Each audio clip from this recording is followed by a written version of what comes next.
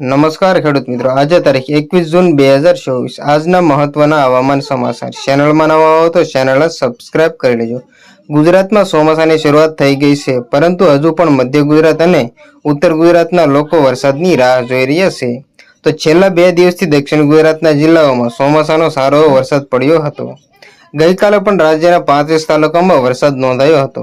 ત્યારે આજે મેઘરાજાએ વિરામ લીધો હોય તેવું લાગી રહ્યું છે. આજે સવારથી માત્ર 2 તાલુકાઓમાં જ વરસાદ નોંધાયો છે. આજે સવારથી 6 વાગ્યાથી લઈને 8 વાગ્યામાં છોટાઉદેપુરના કવાંટમાં 15 મીમી, જ્યારે વલસાડના વાપીમાં 2 મીમી જેટલો વરસાદ નોંધાયો હતો. જ્યારે 8 થી 10 વાગ્યાની વચ્ચે એક પણ તાલુકામાં વરસાદ નોંધાયો નહોતો.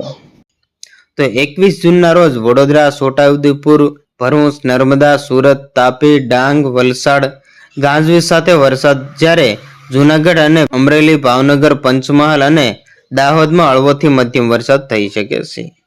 તો જોઈએ 22 જૂનના રોજની અપડેટમાં. તો સાબરકાંઠા, અરવલ્લી, મહીસાગર, દાહોદ, પંચમહાલ, વડોદરા, છોટાઉદેપુર, સુરત, નવસારી, ડાંગ, વલસાડ, ભાવનગર, અમરેલી, ગીર સોમનાથ અને જૂનાગઢમાં હળવાથી મધ્યમ વરસાદની શક્યતાઓ વ્યક્ત કરવામાં આવી હતી.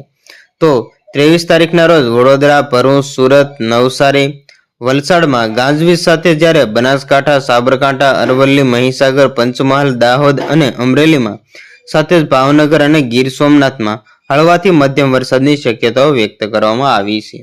તો બસ આજની આટલી જ અપડેટ. ફરી મળીશું નવી અપડેટ સાથે. ત્યાં સુધી બન્યા રહેજો ખેડૂત ખબર યુટ્યુબ ચેનલમાં.